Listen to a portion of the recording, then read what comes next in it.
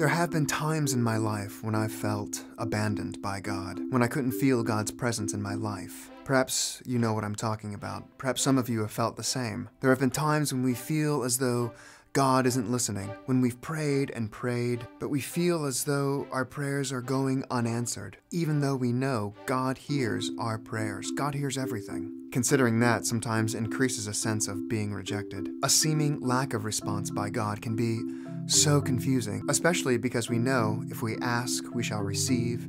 If we seek, we shall find. If we knock, the door will be open to us. Because whatever we ask for in faith, we should receive, right?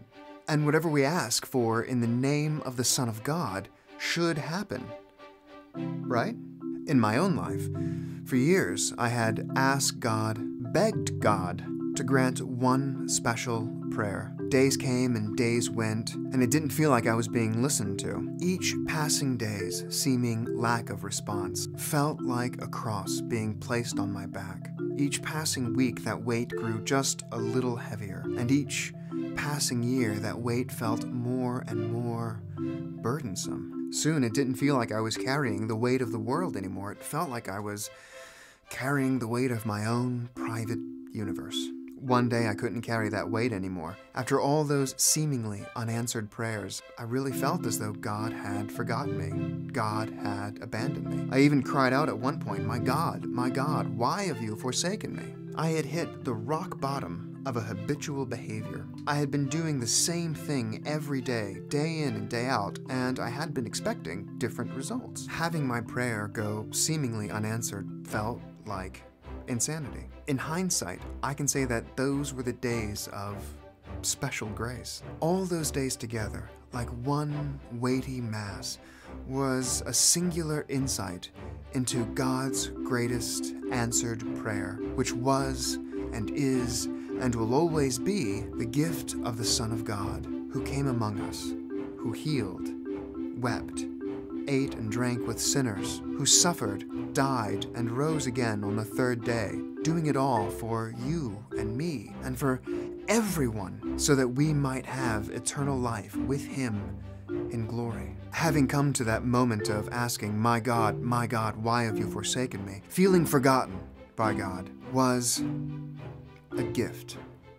To see the weight of my own private universe in proportion to the weightiness, the meaningfulness of the sins of the world nailed to the cross of Christ. The Son of God cried out that same question, not for His sake, but for mine and for yours and for everyone who's ever felt alone and abandoned and rejected, perhaps by the world, by a spouse, by a friend, perhaps feeling that way by God, inspiring us to cry out, my God, why have you forsaken me? Why have you gone so far away from me? Why aren't you answering me?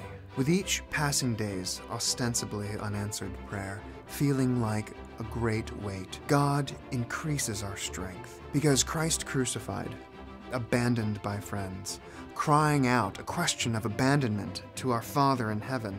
That is all power and all wisdom. And God shares that power and wisdom with us, with you, with me, by the simple word of a good friend who encourages us to keep going and assures us that everything will be all right. So let me be that friend to you right now. Let me assure you, if you've been praying for something, if you've been asking God to grant a special prayer, if you've been begging God to make something happen in your life, I encourage all of you right now, keep praying. Don't stop. I assure you, God hears you and He will answer you. And now let me share with you the same message that a very dear friend shared with me that encouraged me to keep going when I felt in doubt about God answering my prayer. Pray, hope, and don't worry. Be not afraid.